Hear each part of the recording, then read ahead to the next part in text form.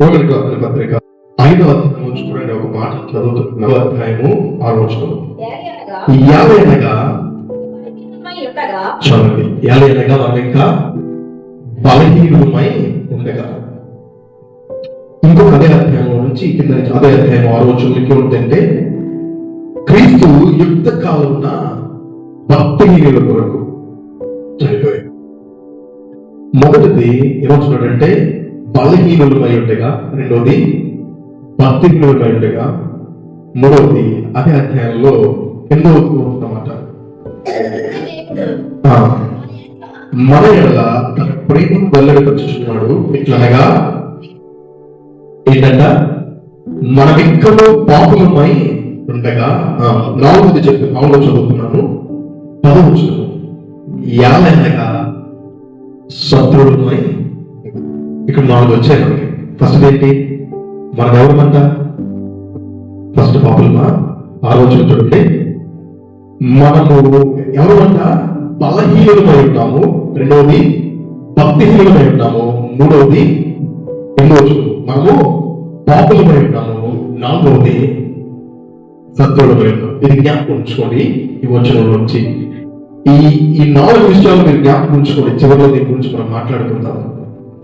దేవుడు యేసుక్రీస్తు వారు అందరికీ తెలిసిన ఆయనే. తెలియని వాళ్ళు ఎవరు కూడా ఈ లోకంలో చాలా కొద్ది మంది మాత్రమే ఉంటూ ఉంటారు.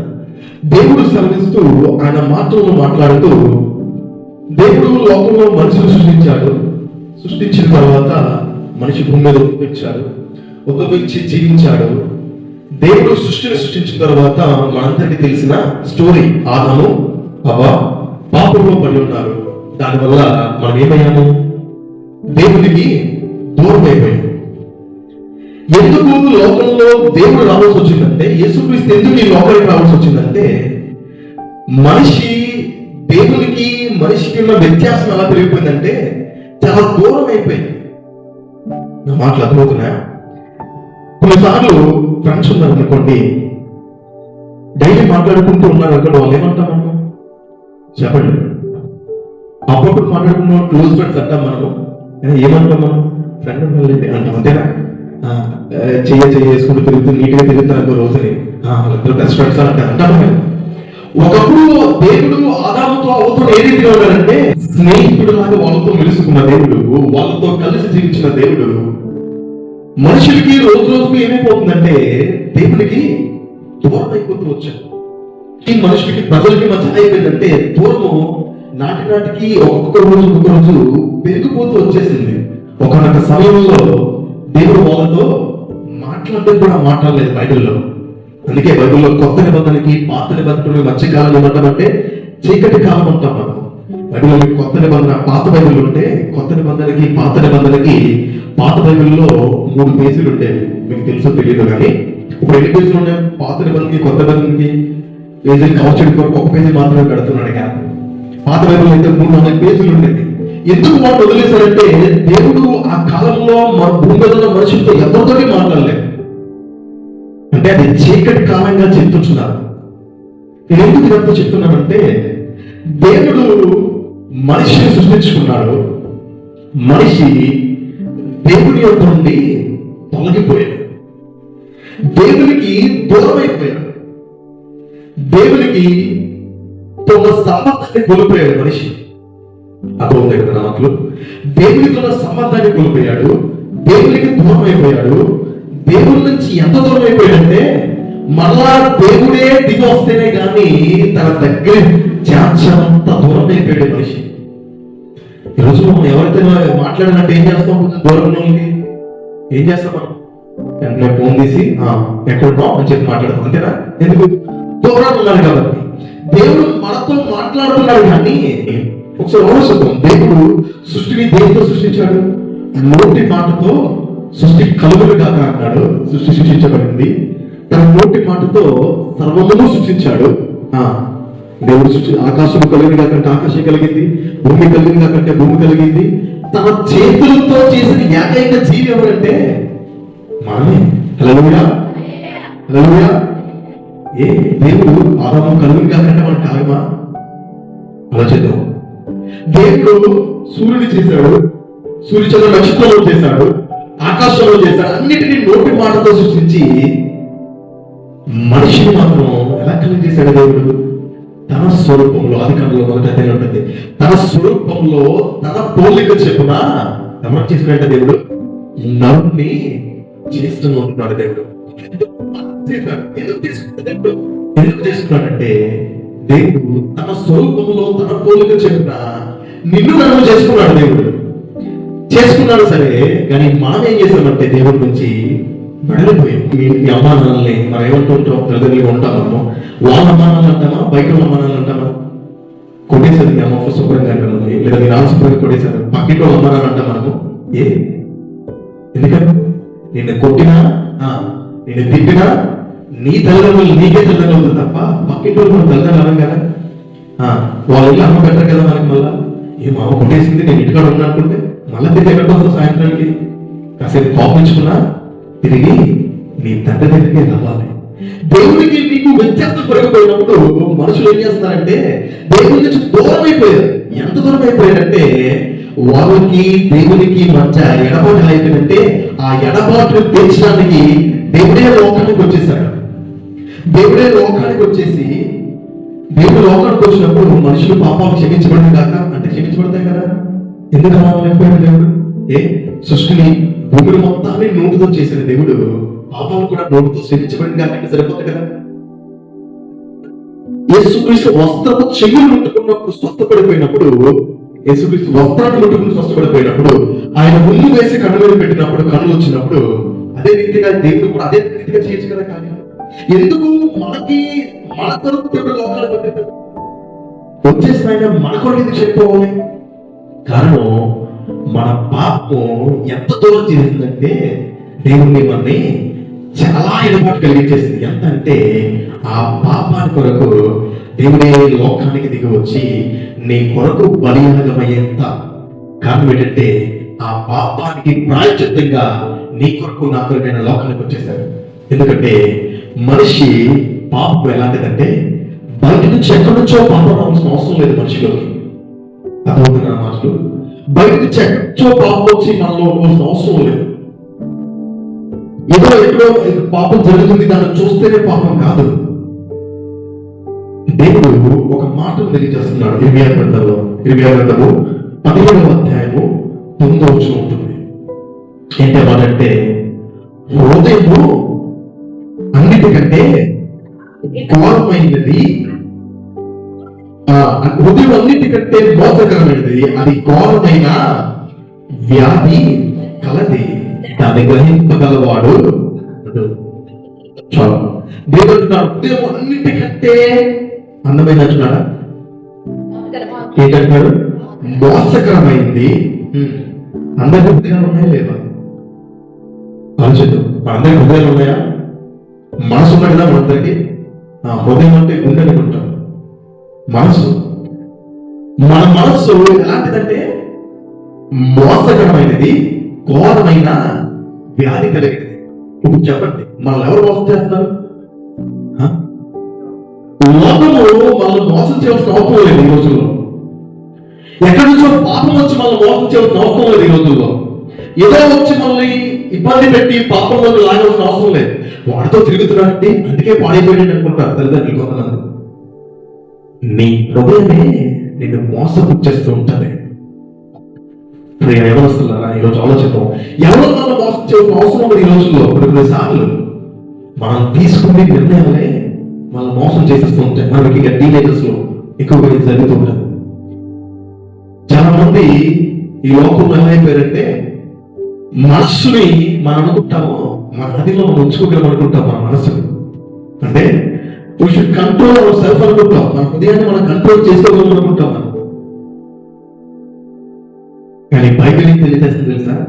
నీ హృదయమే అన్నిటికన్నా ఘోరమైన మోసకరమైనది, వ్యాధి కలిగినట్టు మనది. పాపం ఎక్కడి నుంచో మనలో ప్రవేశించాల్సిన అవసరం లేదు. నువ్వు ఏదో చూస్తే పాపం కాదు, నువ్వు ఏదో చేస్తే పాపం కాదు. కానీ నీ హృదయంలోనే మనము నిరంతరము సాధారణ మాట్లాడండి. బాలుడు స్వాభావికంగా మూలత్వాన్ని కలిగిన వాడంట. అంటే బాలుడు ఎవరంటారు? నన్ను అంటారు బాలుడని? లేదే. ఎందుకంటే చిన్నపిల్లలు ఏమంటాం మనము బాలుడు అంటాం. కారణం ఏంటి? చిన్నపిల్లలు కాబట్టి. అంత చిన్న వయసులోనే మనిషి హృదయం ఏమంటంట స్వాభావికంగా మూఢత్వాన్ని కలిగి ఉంటుంది. అంటే నీ హృదయం మోసంతో కూడిందే ఉంటుంది. లోకంలో మనుషులు ఎవరు మోసం చేసిన అవసరం ఉండదు, మన హృదయమే మనం మోసం చేస్తూ ఉంటుంది. అరే నువ్వు ఇది ఆలోచిస్తున్నావు, ఇది నీకు తప్పేమో అని అంటారు మీ తల్లిదండ్రులు. నీకేం తెలుసమ్మా అంటామా? ఎందుకు? మన హృదయం మనల్ని మోసం చేస్తుంటుంది.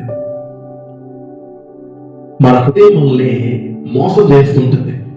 ఎవరి కళలో వచ్చినప్పుడు హృదయం ఎలా ఉంటుందంటే చంచలమైన హృదయం. అది స్థిరత్వం దానికి ఉండదు, దానికి స్థిరత్వం ఉండదు. మన హృదయం మనల్ని నిరంతరం మోసపరుస్తూ ఉంటారు. ఒకసారి ఒక యవనస్తులు చాలా మంది ఈ టీనేజర్స్ కూర్చున్నప్పుడు ఈ ప్రేమ అనేది సహజంగా వస్తూ ఉంటారు. ఒక తల్లిదండ్రులు బీటెక్ చదువుతుందంట. బీటెక్ చదువుతున్న పాప ఆటో డ్రైవర్ని ప్రేమించింది. ఎవరిని? వాళ్ళ నాన్నగారికి అర్థం కావట్లేదు. నాలుగు పాస్ట్ గారు కలిసి, పాస్ట్ గారు ఏంటిది నాకు అర్థం కావట్లేదు, బీటెక్ చదివి పాప బీటెక్ చదువుని ప్రేమించిన నేనేం అనుకోకపోతున్నానేమో, బీటెక్ చదివి పాప ఏంటి ఆటో డ్రైవర్ ప్రేమించిన బీటెక్ అంటారు. అతనికి అర్థం కావట్లేదు. సరేనండి ఏం చేస్తాం, ఎక్కడున్నారో కనుక్కోండి అంటే పలానా దగ్గర ఉన్నారు అని చెప్పారంట. వాళ్ళ పాప ఫోన్ చేస్తే సరే తీసుకొచ్చండి, ఏదైతే అయింది చిన్న రిసెప్షన్ చేసి ఎదురు చేద్దాం అన్నారంట. అలా అర్థం కాలేదు. ఎందుకు? ఒకరిదే కూతురు గాఢంగా తెచ్చుకున్నాడు, ఉన్న చదువు చదివిస్తున్నాడు, ప్రేమించిందని చెప్పి వెళ్ళిపోయింది ఆ పాప. అలా నాన్న వెతుక్కుంటూ వెళ్తే ఎక్కడ ఒక లాడ్జ్ లో వాళ్ళంటే వెళ్ళారు, కూతురు దగ్గర వెళ్ళారు. నాన్న వెళ్ళిన తర్వాత అన్ని రూమ్స్ వెతుకుతుంటే ఎక్కడ నాకు తెలియక ఒక రూమ్ లో లాంచ్ చేస్తే ఒక వ్యక్తి బయటకు వచ్చాడు. నోట్లో పాన్ పాకి నోడుకుంటూ బయటకు వచ్చి బయట వచ్చి ఎవరు కావాలన్నాడు. ఎవరు అలా ఎవరు కావాలి ఇక్కడ అడిగాడు. మా పలానా పాప ఎక్కడే ఉంది లోపల వెళ్ళాడు. అప్పుడు నువ్వెంతో వచ్చారా అని కూడా అడగట్లేదు. ఎవరు ఆ వ్యక్తి? లోపల నుండి వెళ్ళి ఉన్నాడు. ఆ నాన్న వీడు మాట్లాడుతుంటే వాసన వచ్చి దగ్గర ఉండలేక బయటికి వెళ్ళి కచ్చి ముగ్గురు పెట్టుకుని మళ్ళీ లోపలికి వచ్చి వాళ్ళ పాపతో మాట్లాడుతున్నాడు. అమ్మా నేను 5 నిమిషాలు కూడా వాడితో మాట్లాడలేకపోయాను, నువ్వు 2 రోజులు వాడితో ఎలా ఉన్నావు అడిగాడంట. ఆ పాప అంట నువ్వు నా కళ్ళతో చూడాలంట. ఇప్పుడు చెప్పండి, నేను డిస్టర్బ్ చేశాను కదా అబ్బాయి, ఎవరిని మోసం చేస్తున్నారు? ప్రేమ మోసం చేస్తున్నారు. అక్కడ ప్రేమ తప్పు కాదు, ఆ అమ్మాయి వయసుకే తప్పు కాదు. ఎవరు మోసం చేస్తున్నారు? తన హృదయమే ఆ అమ్మాయిని మోసం చేసేస్తుంది. ఎవరైనా మోసం చేశారా? ఎప్పుడైనా మోసం చేశాడా? కనపడుతుంది క్లియర్గా. వాడు ఎలాంటి వాడు, ఆ అబ్బాయి ఎలాంటి వాడు, వాడు ఎన్నికల బయటకు కనబడుతుంది. ఎవరు మోసం చేస్తారంటే వాళ్ళ హృదయమే వాళ్ళ మోసం చేస్తుంది. లోకము ఈ రోజుల్లో దేవుడు తన స్వరూపంలో తన పోలిక చెప్పిన విధులను సృష్టించుకుంటే మనం దేవుడు విడిచిపెట్టి మనం ఎక్కడికి వెళ్తున్నాము? లోకంలోకి వెళ్తున్నాము. లోకం నేను మోసం చేయట్లేదు, నీవే లోకంలో ఉన్న ప్రేమలో ఆ ఏజుతో ఏం చేస్తున్నావు అంటే నీ హృదయమే నీకు ప్రేమ పనిచేస్తూ ఉంటుంది. ఎక్కడికో నువ్వు వెళ్ళిపోవడం చెడిపోవడం అవసరం లేదు. ఎవరు మోసం చేస్తారంటే మన హృదయం మన లోకంలోనికి మోసం చేస్తే లాగుతూ ఉంటుంది. ఆ తండ్రికి అర్థం కాలే, ఏం చేయాలో తోచడం లేదు. అక్కడికి వెళ్ళి ఆలోచిస్తే ఎవరు మోసం చేస్తున్నారు? తన హృదయమే అమ్మాయి మోసం చేస్తుంది. ఇలాంటివి మనం వింటూ ఉంటాం. ఒక 4 రోజులు పోయిన తర్వాత టీవీలో వస్తూ ఉంటాయి, మోసపోయాను అని చెప్పి చూస్తూ ఉంటాం. మన టీవీలో బయట జరిగి మనం బయట చూస్తున్నాం. ఇవన్నీ కూడా మన వద్ద జరుగుతున్నది. ఇవన్నీ కూడా ఏదో బయట జరుగుతుంది, ఎక్కడో జరుగుతున్నది కాదు. ఏం చేస్తారంటే ఇంగ్లీష్ లో నీ హృదయం ఎలాంటిదంటే వికెట్నెస్ తో కూడింది అంటున్నాడు దేవుడు. 25వ అధ్యాయంలో అంటున్నాడు. అన్నిటికన్నా ఏది మోస్తుందంటే మన హృదయమే. కొన్నిసార్లు మన హృదయం వల్ల భ్రమపరుస్తూ ఉంటుంది, ఇది నీకు మంచిదేమో అని చెప్పి. కొన్నిసార్లు మన జీవితం వల్ల భ్రమపరుస్తూ ఉంటుంది, నువ్వు తీసుకున్న నిర్ణయాలు నీకు మంచిదేమో అని చెప్పి. కొన్నిసార్లు మనమే మోసపుచ్చేసుకుంటూ ఉంటాం, నేను చేసింది రైట్ ఏమో కదా అని చెప్పి. నేను తీసుకున్న నిర్ణయాలు రైట్ ఏమో కదా అని చెప్పి అప్పుడు మనం చదువుకుంటూ ఉంటాం. స్కూల్లో కోచింగ్కి వెళ్ళే వాళ్ళు చదువుకుంటూ ఉంటారు. సార్ చెప్పి పక్కన పెడేస్తాం. క్లాస్లో ఎవరు అంటాడే ఆ టాపిక్ పెద్ద అవసరం లేదు, ఈ చదువు అంటాడు. ఆడి సార్ కాదు మనకి, ఏం తెలుసు నేను చెప్తున్నాను కదా అంటాడు. సార్ చెప్పి వదిలేస్తాం, టెక్స్ట్ బుక్ చెప్పి వదిలేస్తాం. వీడు చెప్పి మనం నేను ఆలోచిస్తూ చదువుతూ ఉంటాం. తెలుసు ఎగ్జామ్లో వెళ్ళగా అయిపోవడం. ఎవరు మోసం చేశారు ఇక్కడ? సార్ మోసం చేశారు. నేను మన హృదయమే మనల్ని మోసం చేస్తూ ఉంటారు. ఎవరో మోసం చేయాల్సిన అవసరం లేదు. ఈ రోజుల్లో మన హృదయం నిన్ను మోసపుచ్చి దేవునికి దూరంగా మలిచేస్తూ ఉంటారు. ఎంత దూరం అయిపోతామంటే పాపము మనం ఎక్కడ తీసుకెళ్ళిపోతుందంటే దేవుడి నుంచి చాలా దూరం వెళ్ళిపోతాం. మనం ఆ పాపానికి మనకి అసలు దేవుడి దగ్గరికి రావడానికి కూడా మనకి అర్హత లేదు. పాపంలోకి వెళ్ళిపోతాం. ఒక వ్యక్తి ప్రార్థన చేయడానికి దేనికి వెళ్తాడు? ధనవంతుడైన వాడు ప్రార్థన చేయడానికి వెళ్తాడు. ధనవంతుడు ఎక్కడుంటాడు? చర్చలో కూర్చుంటాడు. ఈ దరిద్రుడు వాడు ఎక్కడున్నాడు? బయట ఉంటాడు. ఎందుకు వాడు దరిద్రుడు? బయట ఉంటాడు. వాడి హృదయం చెప్తుంది వాడు ఎలాంటి వాడి హృదయం వాడికి తెలియజేస్తుంది నువ్వు ఆ చర్చకు వెళ్ళడానికి నీకు అర్హత లేదునా అని. ధనవంతుడు అనుకుంటాడు నాకే నేను అంతా బాగానే ఉన్నాను కదా అనుకుంటాను. అని మన హృదయానికి తెలుసు మనం ఎలాంటి వారు. ఒకవేళ నీ మనసుకు నువ్వు వందకే మార్పు వేసుకుంటే ఎన్ని నోట్లు వేసుకుంటాం మనం ఈరోజు?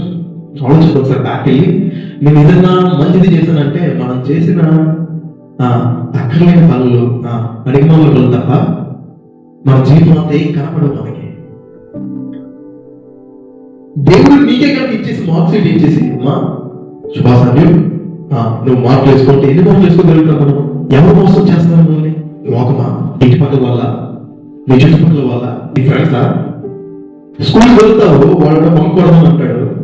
ఏం చెప్పలేవు వాడికి. లేదు ఈరోజు నేను వెళ్ళొచ్చు వెళ్ళగలను అని చెప్పి ఆ రమ్మన్నాడు, మనం వెళ్ళిపోయింది. నీ మనసులో అంగీకారం లేకుండా నువ్వు వెళ్ళిపోగలవా? భగవంతుని చెయ్యాలి వెళ్ళిపోతాను నేను ఆలోచిద్దాం. మన మనస్సు మన దేవునికి దూరం చేసేస్తుంది. అప్పుడు ఏం చేస్తుంది తెలుసా? మన పర్పస్ ఏంటో మనం మర్చిపోతాం. నువ్వు దేవునికి దూరం అయిపోతే నువ్వు ఈ లోకంలో ఎందుకున్నావో నీకు తెలియదు. You lose your purpose. You don't even know what is your purpose. నీ యొక్క ఉద్దేశం ఏంటో నీకు తెలియదు. భూమి మీద పుట్టిన ప్రతి మనిషికి ఒక ఉద్దేశం ఉంటుంది. దేవుడు నీకు ఒక పర్పస్ ఇస్తాడు నీ జీవితానికి. నువ్వు కన్ఫ్యూజ్ మైండ్ లో ఉన్నావంటే, నువ్వు మోసపోతూ నీ జీవితం వెళ్ళిపోతున్నావంటే నీ గమ్యం నీకు తెలియదు. బతికేస్తాం అంతే. లోకంలో అందరూ బతుకుతున్నావు, నమ్మ బతికేస్తాం అంతే. కానీ అలా తిరుగుతూ ఉంటాం అంతే. మన జీవితం యొక్క గమ్యం ఏంటో మనకి తెలియదు. We don't even know what is our purpose. ఎలా తెలుస్తుంది? దేవునికి మన హృదయం మనం మోసపరుచుకుంటూ దేవునికి దూరం అయిపోతే అంటున్నాడు, నేను నిన్ను సృష్టించిన వాడు. ఇప్పుడు ఈ మొబైల్ ఉంది, చాలా మంది చెప్తూ ఉంటారు, ఈ మొబైల్ ఉంది, నా మొబైల్ పాడైపోయింది. బైక్ షాప్ దగ్గరికి వెళ్ళి బాగు చేయాలంటే బాగు చేస్తున్నాడు. మెకానిక్ దగ్గరికి వెళ్ళి చెప్పండి. లేదా టైర్ షాప్ తీసుకెళ్ళి అరే మొబైల్ పాడైపోయింది, కొంచెం 4 స్టిచ్లు వేసే వెనకాలంటే వాడు స్టిచ్ చేసి ఇచ్చిస్తాడు నాకు. ఎవరి దగ్గర తీసుకెళ్ళాలి? మొబైల్ షాప్ దగ్గర తీసుకెళ్ళి ఎవరైతే దీన్ని మళ్ళీ ఇది యాపిల్ ఫోన్ అయితే యాపిల్ దగ్గర తీసుకెళ్ళాలి, ఆ స్టోర్ దగ్గర తీసుకెళ్ళాలి. సామ్సంగ్ మొబైల్ అయితే సామ్సంగ్ స్టోర్ దగ్గర తీసుకెళ్తేనే వాడు దీన్ని బాగు చేసి ఇస్తాడు. ఎందుకు? వాడు దీన్ని తయారు చేసిన వాడు కనుక. మరి మనిషి హృదయం పాడైపోతే, మనిషి యొక్క హృదయం పాడైపోతే నేను నీ హృదయం పాడైపోతే నిన్ను సృష్టించిన సృష్టికర్త దగ్గరికి వెళ్తే దాన్ని బాగు చేస్తాడా? లేదా లోకంలోకి వెళ్ళి నా హృదయం పాడైపోయిందని చెప్పి థెరపీ క్లాసులకు లేదా ఈ మధ్య ఈ రకరకాల వాటి దగ్గరికి వెళ్ళి మా హృదయం పాడైపోయింది, నా జాతికి బాగోలేదంటే బాగు చేస్తాడు వాడు? ఎవరు చేయదని నేను తయారు చేసిన వాడికి దానిలో ఉన్న ప్రాబ్లం ఏంటో తెలియదు. నేను సృష్టించిన నీ సృష్టికర్తగా తెలుసు నీ లోపల ఉన్న డిఫాల్ట్ ఏంటో. నేను సృష్టించిన నీ సృష్టికర్త తెలుసు నీ లోపల ఎక్కడ ఏది పాడైపోయిందో. ఏమంటాడు దేవుడు? కొన్నిసార్లు చచ్చుకొచ్చుతో మనము బయట ఉండడానికి ప్రయత్నిస్తాం. అంటే వీటిని బయట నుంచి కడిగేస్తూ ఉంటాం. బయట ప్రేమ పెట్టి గిరికి ఎక్కడ బాగా ముసలుకుంటారు? బయట లోపల. బయట దోస్తే బయట దోచుకుంటే నెగటివ్ ఆడిపోతుంది కదా అని చెప్పి అనుకున్నదమ్మా, లోపల శుభ్రంగా ఉంటుందా? దేవుడు నేను తీసుకున్నాను. అందుకే అంటున్నాడు, నీ హృదయం మోసకరమైంది, నీ హృదయం పాడైపోయింది, అది ఘోరమైన వ్యాధి కలిగినది. నిన్ను మోసం చేస్తూ నిన్ను దేవునికి దూరం చేస్తూ ఉంటుంది. అది నిన్ను దేవుడి నుంచి ఎంత దూరం చేస్తుందంటే దేవునికి నీకు వ్యత్యాసం పెరుగుతూ వెళ్ళిపోతుంది తప్ప ఏ మాత్రం కూడా మనం దేవుని దగ్గర రావడానికి ఎంత అవకాశం కూడా ఉండదు. ఎంతమంది మనం ప్రార్థన చేయగలుగుతున్నాం? హృదయపూర్వకంగా నేను ఒక 10 నిమిషాలు నేను ప్రార్థన చేయగలుగుతున్నాను, చేతులు ఎత్తగలుగుతున్నాను. 10 minutes టైం పెట్టుకుని సరే ప్రార్థన చేసేటప్పుడు నేను 5 minutes నేను ప్రే చేసుకుందాము అని చెప్పి టైం పెట్టుకుని ప్రార్థన చేసుకున్నాం. 10 సార్లు చెప్తాం 5 minutes అయిపోయిందా లేదా, 5 minutes అయిపోయిందా లేదా. ఎందుకు? మన హృదయంలో మనం పాపాన్ని ఉంచుకుని మనం ప్రార్థన కలిగితే చేయలేవదండి. దేవుడిని మన హృదయంలోకి తీసుకోకుండా మనం పాపంలోకి వెళ్ళిపోయి తీవ్రంగా నాలో రావాలంటే పనుంది. It doesn't work like that. ఏది పోతే దాన్ని తీసేసి ఫోన్లో బ్యాటరీ పోతే బ్యాటరీ తీసి బ్యాటరీ పెడితేనే ఫోన్ పనిచేస్తుంది. నీ హృదయం చెడ్డది ఘోరమైంది అంటున్నప్పుడు దేవుడు దేని తలెత్తుకోవచ్చున్నాడు? క్రీస్తులో ఉన్నవాడు నూతన సృష్టి అంటున్నాడు దేవుడు. అంటే నువ్వు క్రీస్తుని కలిగి ఉంటే నీవెవరివి? న్యూ క్రియేషన్, నువ్వు ఒక నూతన సృష్టి. దేవుని ఎప్పుడైతే అంగీకరించావో, దేవుని ఎప్పుడైతే నువ్వు తెలుసుకున్నావో, యేసుక్రీస్తుని నీ సొంత రక్షకుడిగా ఎప్పుడైతే అంగీకరించావో, నీవెవరు? ఒక నూతన సృష్టి. నువ్వు నూతన సృష్టి అంటున్నప్పుడు నీలో కూడా నీలో పాతవి ఉంటాయా? ఉండకూడదు కదా. మనలో యొక్క పాత ఉన్నామంటే మనం ఎవరిని మనం ఇంకా పాత పడిపోయిన వాటినే. మనము not a new creation in God. దేవుడు వాక్యం ఏం సెలవుస్తుందంటే క్రీస్తులో ఉన్నవాడు నూతన సృష్టి, వాడు మరలా జన్మించని అంటున్నాడు దేవుడు. You have to reborn again in Christ అంటున్నాడు దేవుడు. నువ్వు మరలా పుట్టాలి. ఆ అనుభవం మనలోకి వచ్చినప్పుడే మనం దేవుని తెలుసుకోగలుగుతాం. మన హృదయము దేవునిలో దేవుని తెలుసుకుంటాం. అప్పుడు మన జీవితం యొక్క ఉద్దేశం ఏంటో తెలుస్తుంది. Then we know the purpose of your life. అప్పుడు వరకు మనకి దాని పర్పస్ ఏంటో తెలియదు. బతుకుతున్నాం, చదువుకున్నాం, ఏదో వెళ్ళిపోతున్నాం, కాలేజ్కి వచ్చేస్తున్నాం, తినేస్తున్నాం అనుకుంటా తప్ప దేవుడు ఎందుకు నీ భూమి మీద సృష్టించడం మనకు తెలియదు. నీకు ఒక పర్పస్ ఉంటుంది, నాకు ఒక పర్పస్ ఉంటుంది. దేవుడు తన పోలికలు చెప్పిన, తన స్వరూపము చెప్పిన నరుడు సృష్టించినప్పుడు ఏ నరుడిని ఒకేలాగా సృష్టించలేదు దేవుడు. ఒక్కొక్కరికి నువ్వు పని ఇచ్చాడు దేవుడు. బైబిల్లో దావీదుకి ఇచ్చిన పని దావీదుకి ఇచ్చాడు, మోషేకి ఇచ్చిన పని దేవుడు మోషేకి ఇచ్చాడు. మోషే మంచివాడు కదా అని చెప్పి మోషేని సృష్టించేది దేవుడు. మళ్ళా సృష్టించాడు దేవుడు. మోషే మంచివాడు, మోషే అంటే మోషేలో 10 మంది సృష్టిస్తానన్నాడు దేవుడు. ఎందుకు సృష్టించాడు? సింపుల్ గా అందరూ మనుషులు అయిపోతారు కదా. సింపుల్ గా ఇప్పుడు అలా ఆలోచించలేదా? దావీదు నా ఇష్టానుసారమైన మనుషులు అంటున్నాడు దేవుడు. దావీదు అంటే 10 మంది సృష్టించే సరిపోదు కదా, లేక 100 మంది సృష్టించే సరిపోదు కదా. ఎందుకు దేవుడు సృష్టించలేదు? దేవుడికి జెరాక్స్కోపీ సిస్టమ్ ఉండదు.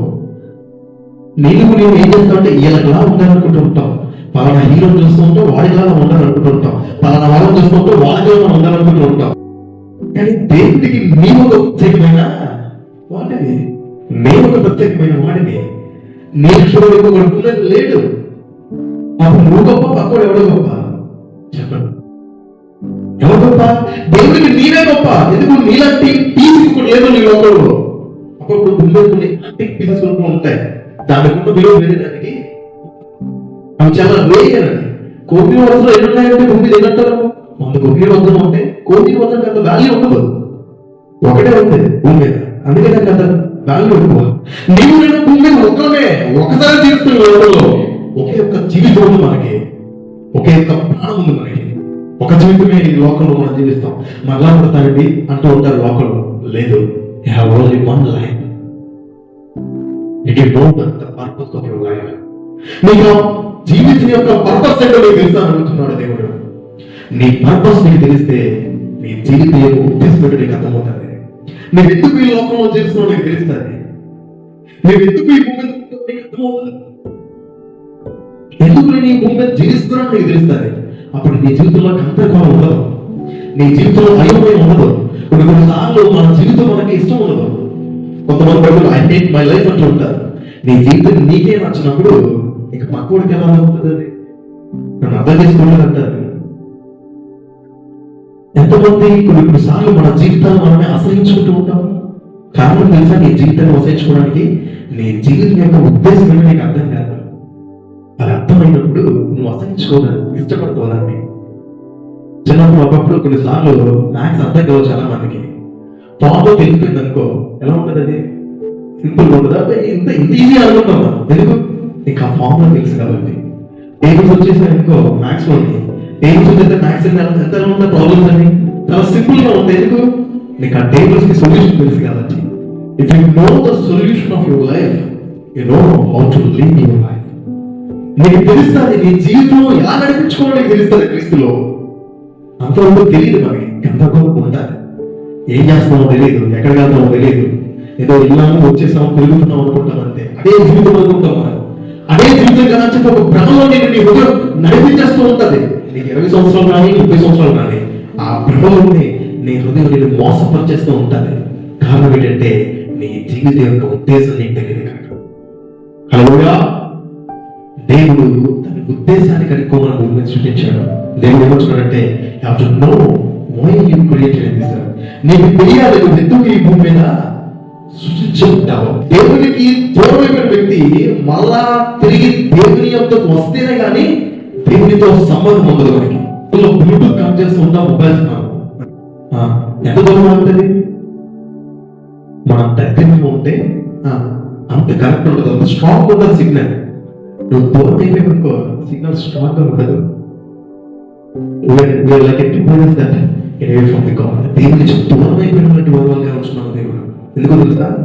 దూరం అయిపోయి మనం దేవుడికి ఇందాక నేను చెప్పాను కదా 4 విషయం ఏంటి?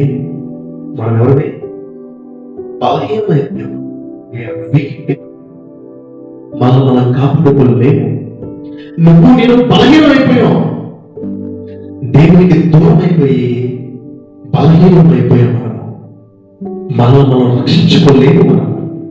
మనం నా మాటలు నేను రక్షించుకోగలేమో, నా మైండ్ నేను కంట్రోల్ చేసుకోగలేమో అనుకుంటాను. నెవర్. దూరం అయిపోయి మనం ఏమైపోతే దేవునికి బలహీనమైపోయాం. మనం దేవుడి నుంచి దూరం అయిపోయాము, మనము బలహీనమైపోయాము. బలహీనమైపోయిన హృదయం ఏం చేస్తుందంటే మళ్ళా మనం ఏదో చేస్తూ మనం ప్రయత్నిస్తాం కానీ మనలో ఆ శక్తి ఉండదు. బలహీనం అంటే దేవుడు ఫిజికల్ స్ట్రెంత్ గురించి మాట్లాడట్లేదు. నువ్వు మళ్ళా తిరిగి ఏదో చెయ్యాలి అనుకుంటావు. నీకు నీ పర్పస్ తెలియకపోతే, నీకు నీ బలం వల్ల రాకపోతే నువ్వు దేవునికి దగ్గరగా కాలేవు. వీక్. పత్రిక 5వ అధ్యాయం 6వ వచనం. మనము ఎవరు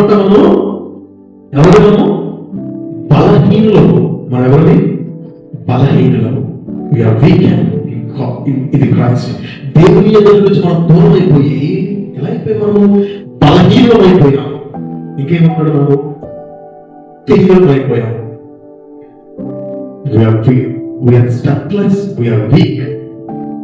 ఎంత దూరం అయిపోయిందంటే మన భక్తికి కూడా మనకి దగ్గరికి చేర్చలేదు. మనం చేసే భక్తి మనల్ని దగ్గరికి చేస్తూనే అనుకుంటాం. లోకమంతా భక్తి చేస్తూ ఉంటారు. ఆ భక్తి దేవుని తెలుసుకోవడానికి దగ్గర ప్రయత్నిస్తాడు తప్ప మనల్ని దేవుళ్ళకి చేర్చలేదు. కొన్నిసార్లు ఇంకేమవుతున్నాడు? అదే అధ్యాయంలో మనము పాపం అయిపోయి ఉంటున్నాం. మనం చేసిన పాపము మనల్ని దేవుడి నుంచి దూరం చేసేసింది. ఆ పాపం మనం ఏం చేసింది? బలహీనులను చేసేసింది. మనం చేసిన పాపము దేవుడికి దూరం అయిపోయినప్పుడు మనం మళ్ళా తిరిగి దేవుడిలో కలడానికి ఇష్టపడుతూ ఉంటాం. కానీ ఏం చేస్తుంది తెలుసా? ఆ పాపము మనల్ని వీక్ చేసింది కనుక అంత బలం మనలో ఉండదు. ఇంకా ఉంచడం మన దేవుడికి దూరం అయిపోయి మనము బలహీనం అయిపోయాము, భక్తిహీనం అయిపోయాము, పాపులం అయిపోయాము. 4వది ఎవరైతే మనము ఒకప్పుడు దేవుడితో స్నేహితులుగా ఉంటున్న మనము బికేమ్ ఎనిమీస్ టు గాడ్. నువ్వు శత్రువులు ఇష్టపడతావా? ఎవరైనా నీకు నచ్చడం వచ్చినట్టు నీకు ఎలా ఉంటుంది? చెప్పండి. బాగొచ్చారా? థ్యాంక్ యూ సో మచ్ అంటారు. ఎందుకు వచ్చాడు? అక్కడ చూస్తాం పైన చెప్తాను. అంతేనా? ఎందుకు? ఆడ మన ఫ్రెండ్ కనుక Why? Because we became enemies to God. దేవునికి శత్రువులు అయిపోయాం మనం కాపాడుకోలేము. దేవునికి దూరం అయిపోయాం మనం కాపాడుకోలేము. మనం బలహీనుడివి. ఎందుకంటే నేను అనుకుంటూ ఉంటాను, నేను చేసినంత ఏముంది, ఇదేముంది ఎంతసేపు అనుకుంటూ ఉంటాను. నేను కాలేజెస్ లో ఎందుకు చదువుతున్నప్పుడు ఇలాగే అనుకుంటాను, ఇది ఎలాగే అనుకుంటాను. కానీ నేను అనుకున్న ప్రతిసారి నా వల్ల అనేది కాదు. కారణం ఏంటంటే మన శక్తి మనకు సరిపోదు. You can't control your mind by your self. నువ్వు అనుకోవచ్చు ఇది నా ఆధీనంలో ఉంది కదా, అరే తెలియక చేసేసాను అనుకుంటావు. పత్రికలో పౌలు అనుకుంటున్నాడు, పత్రిక 7వ అధ్యాయము 19 వచ్చిన మాట ఏమంటున్నాడు?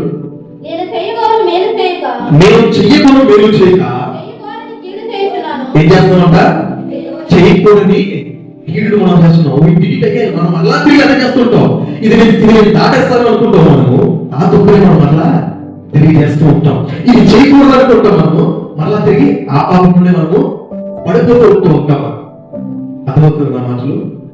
దేవుని దగ్గరికి వచ్చాను కదా, చర్చకి వెళ్తున్నాను కదా, ఇక్కడ నుంచి ఎలా ఉండాలి అనుకుంటాం మనం. కానీ మళ్ళా తిరిగి అక్కడే మనము పడిపోతూ ఉంటాం. వై? ఎప్పుడు ఆలోచించారా? అరే నేను ఇంత ప్రార్థన చేస్తున్నాను, అలా ఉంటున్నాను, దేవుడు ఎలా ఉండాలి కదా అనుకుంటాం మనం. ఇది నేనా ఇది కాదే అనుకుంటాము. అది నువ్వే చేయడం ఉండదు దేవుడికి. కొన్నిసార్లు లోకంలో ఉన్న వాళ్ళు ఏదో ఆవేశంలో జీవితం అంటూ ఉంటారు. ఆవేశంలో జీవితం ఎవరు చేస్తుందని? ఎవరు పక్కడు ఎక్కడ చేద్దాడని? మన హృదయమే మనం చేయిస్తుంది. నీవే చేస్తావు. ఇది చేయకూడదు అనుకుంటాను. ఇక్కడి నుంచి దీని దగ్గరికి వెళ్ళకూడదు, ఇది తాకూడదు, ఇది చేయకూడదు, దీన్ని ముట్టుకోకూడదు అనుకుంటామా? మళ్ళా మనమే అందులో చేపెడతాం. కారణం ఏంటి? మేము ఉండాలి అని చెప్పి స్ట్రాంగ్ గా ఉండాలనుకుంటామా? కొన్నిసార్లు రైతు లేక I have to stop watching movies అనుకుంటాం. కొన్నిసార్లు న్యూ వచ్చిందంటే న్యూ రెజల్యూషన్స్ తీసుకుంటూ ఉంటాం. ఇక్కడి నుంచి సంవత్సరం ఇది చేయాలి అనుకుంటామా? ఇది చెయ్యాలి అనుకుంటాం. కానీ మరలా తిరిగి ఇది చేయకూడదు అనుకుంటాం. ఇది పెట్టుకుంటూ ఉంటాం మనం. కానీ మరలా తిరిగి వాటినే చేస్తూ ఉంటాం. జరిగిన దానికి ఏంటంటే తెలియజేస్తే నువ్వు ఎందుకు మరలా తిరిగి తప్పులోకి వెళ్తున్నావు అంటే నేను బలహీనులనే. ఇది చూడకూడదు, ఇది చేయకూడదు, ఈ మాటలు మాట్లాడకూడదు, బుద్ధి మాటలు మనం మాట్లాడకూడదు అని అడుగుతాను. కానీ మరలా నా నోటికి అదే వస్తున్నాయంటే నీ బలహీనుడు, నీకు నువ్వు సహాయము చేసుకోలేవు. You can't help yourself. నీ అంతటి నువ్వు చేసుకోలేవు. దేవుడు అంటున్నాడు, నీవు బలహీనుడు కనుక నీకు ఎవరి సహాయం కావాలి? నా సహాయం కావాలి. హల్లెలూయా. దేవుని సహాయం కావాలి నీకు. నువ్వు బలహీనుడు. దేవుళ్ళకి వచ్చాక నువ్వు ఇది చేయాలనుకుంటాం మనం, కానీ దాన్ని చేయలేము మనం. మన భక్తి పై రూపంలో చూపించుకోవడం తప్ప దేవుడు ఇంకా ఎదుగుతానికి అది కొన్నిసార్లు మనం నడిపించలేదు. బైబిల్ అందుకే కీర్తన గ్రంథంలో సామెతల గ్రంథంలో ఏముంటుందంటే భయాబస్ భక్తి అనే మాటలు ఎక్కువ వాడుతూ ఉంటాడు. దేవుడికి భయం ఉందంటే మనం ఏం చేస్తాం? భక్తిలో కొంచెం ముందుకు వెళ్తూ ఉంటాం. కొన్నిసార్లు మన ఇండియాలో భక్తి ఎక్కువ జనాలకి, ఆడికి వాస్తవానికి భక్తి అంటే ఏంటో తెలియదు. అందరూ వెళ్ళిపోతున్నారు, నేను వెళ్ళిపోతున్నా అనుకుంటాడు అంతే.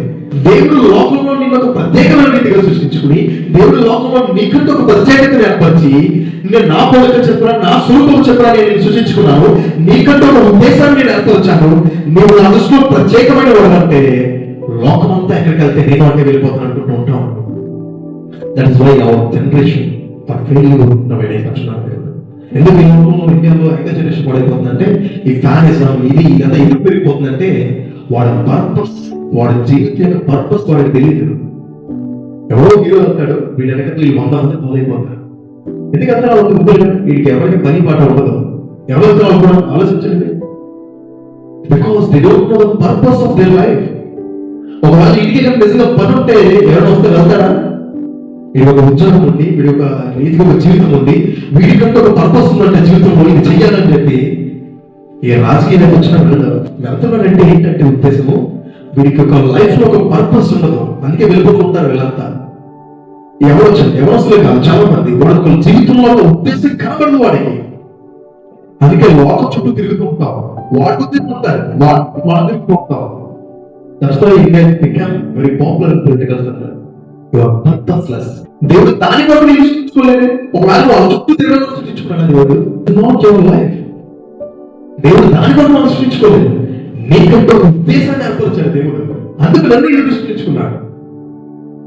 కానీ మనము ఏం చేస్తున్నామంటే దేవుని ఉద్దేశాన్ని పక్కన పెట్టి, దేవుడు మన కొరకు ఏర్పాటు చేసిన జీవితాన్ని పక్కన పెట్టేసి మన హృదయం మనల్ని మోసపుచ్చుతుంటే ఆ మోసపూరితమైన జీవితాన్ని చేపట్టుకుని దేవుడితో ముందుకు వెళ్ళిపోదాం అనుకుంటామా? God doesn't want that kind of life from you. దేవుడికి అలాంటి జీవితాన్ని మనం కోరుకోలేదు. దేవుడు అలాంటి జీవితాన్ని దేవుడు నీ నుంచి నా నుంచి కోరట్లేదు. దేవుడికి ఒక ఉద్దేశం ఉంది నీ పట్ల, నా పట్ల. ఏమంటున్నాడంటే నీవు బలహీనుడు, నువ్వు రక్షించుకోలేవు. నువ్వు చేయకూడదనుకుంటావు, అలాంటి గాపాపం ఉండబడిపోతావు. కాబట్టి నీకు నా సహాయం కావాలి. నువ్వు భక్తితో చేస్తావనుకుంటున్నావు, కానీ నీకు ఆ భక్తి సరిపోదు. దేవుడు ఏమవుతున్నాడు? దేవుడు నీవు దేవుని కోసం పత్రిక ఏమంటున్నాడు ఆయన? 6వ అధ్యాయంలో 5వ అధ్యాయం ఎంతో వచ్చి ఉంటున్నమాట. మనము పాపులము, ఎవరమంటాము? మన పాపులము. అదంతా వద్దండి, చాలు. మనం ఎవరిన్నాము? నేను ఎవరు చెప్పట్లేదు, అందుకని పరిశుద్ధులు ఇక్కడ ఉన్నాను. నాతో సహా దేవుడు అంటున్నాడు, నరుడు ఏ ఒక్కడు కూడా పరిశుద్ధుడు లేడు, అందరూ పాపం చేసే ఉన్నాడు. మనం పాపులు కనుక మనల్ని మనం రక్షించుకోలేము. ఒక గోతులో ఉన్నవాడిని ఇంకో గోతులో ఉన్నవాడు రక్షించలేడు. మనుషులు ఈ రోజులు ఏం చేస్తారంటే మనిషి నుంచి మనిషిని సహాయం కొరకు ఎదురు చూస్తున్నాడు. వాడు మనిషి అనే విషయాన్ని మర్చిపోతాడు. వాడి దేవుడిని ఏం చేస్తుంటామా? మన దేవుడు మన hero. Don't become like that. దేవుడికి అవసరం లేదు. ఒక పాపిని రక్షించడానికి దేవుడే దిగి వచ్చాడు. అది దేవుడు బైబిల్ ప్రత్యక్షత. ఈ లోకంలో మతాలకు క్రైస్తవానికి ఉన్న తేడా ఏంటంటే మనుషులు వెంబడిస్తూ ఉంటారు. మతాన్ని ఏర్పాటు చేసుకుని ఇది ఒక మార్గం అని చెప్పి వెంబడిస్తూ ఉంటారు. వాస్తవానికి వాడు మనిషి అన్న విషయాన్ని వాళ్ళు మర్చిపోతూ ఉంటారు. కానీ దేవుడు అయినా కూడా మనిషి కొరకు లోకానికి వచ్చేసాడు. ఇది మర్చిపోతూ ఉంటాం. మనం పాపులమైనందుకు పాపకు వచ్చేసాం. మనం పాపం చేసి ఏమైపోయి మనం దేవుడికి శత్రువు అయిపోయామంటున్నాడు దేవుడు. మనం ఎవరన్నా శత్రువై ఉన్నాము. మనం పాపం చేసి దేవుడికి దేవుడికి మనం శత్రువు అయిపోయాము. మన పాపం నుంచి మనం రక్షించుకోలేము. మన పాపం నుంచి మనం బయటికి రాలేము. దానికి ఎవరు కావాలంటే దేవుడే సహాయం చేయాలి. హల్లెలూయా. దేవుడి సహాయం అందితేనే కానీ మనము దాని నుంచి బయటికి రాలేము. దేవుడి అంటున్నాడు, నేను రక్షించుకోలేము, నీకు నా సహాయం కావాలి. అదే మార్గం దేవుడు ఎక్కడ తెలియజేస్తారంటే యెషయా గ్రంథం 43వ అధ్యాయము మొదటి వచనం ఉంటుంది. ఏంటంటే నిన్ను సృజించిన వాడు అంటే ఏంటి?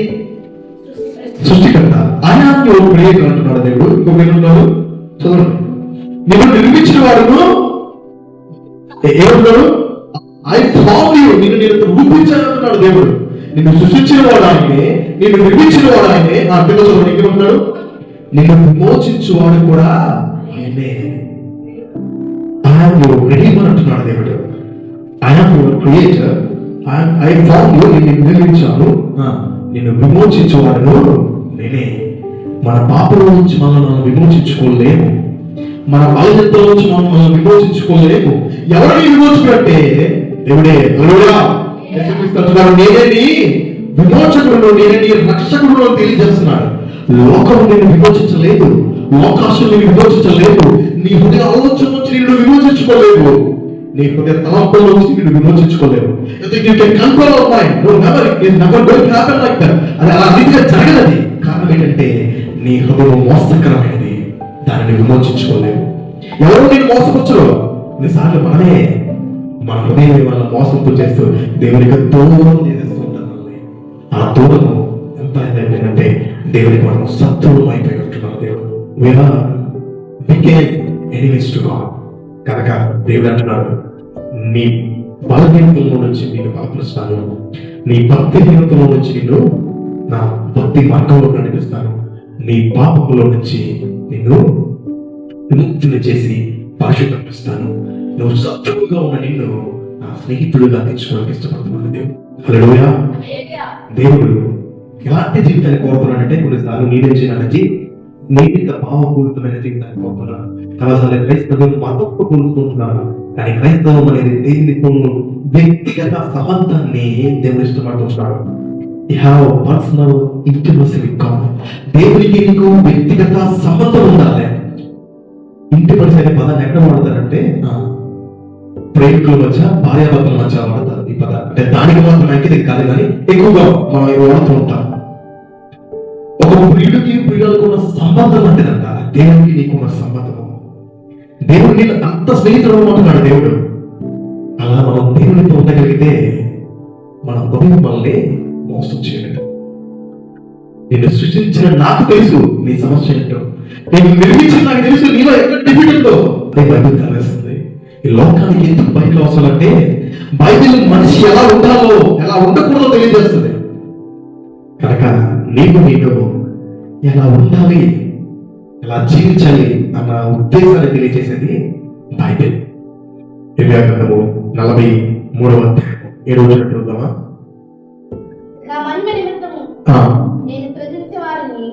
నా మహిమ నిమిత్తము నేను సృజించిన వారిని. ఎందుకు నేను లోకంలో సృష్టించబడ్డా? What is the purpose of your life? ఏమన్నాడు? ఎందుకు సృష్టించబడ్డాట? నా మహిమ నిమిత్తము నేను నిన్ను సృజించున్నాను. దేవుడు ఎందుకు సృష్టించాడు తెలుసా? నీవు తన మహిమ నిమిత్తము. ఎవరి నిమిత్తము? చూడ మాటలు. నా నామ మహిమ నిమిత్తము నిన్ను సృజించిన వారిని, నా నామము పెట్టబడిన వారందరినీ నేను తీర్చును అంటున్నాడు దేవుడు. దేవుడు తన మహిమలో నిన్ను నన్ను సృష్టించాడు. తన మహిమ కొరకు నన్ను నేను సృష్టించాడు. ఆ మహిమను మనం తెలుసుకోకుండా ఇది నా జీవితము నేను వెళ్ళిపోతాను దేవుడు తన స్వరూపము చెప్పున, తన పోలిక చెప్పున నేను నిర్మించుకున్నాడు దేవుడు. నీకు ఒక ప్రత్యేకమైన ప్రణాళికలు కలిగిన వాడు. నీకంటూ ఒక ఉద్దేశం ఉంది దేవుడి జీవితంలో. ఆ ఉద్దేశాన్ని దేవుడు నిన్ను నడుకున్నాడు. ఏంటి నీ ఉద్దేశం? ఏంటి నీ జీవితంలో గమ్యం అన్నది నీకు తెలియజేసేదే ఇదిగో ఈ బైబిల్. నీ జీవిత గమ్యాన్ని తెలియజేస్తుంది నీకు.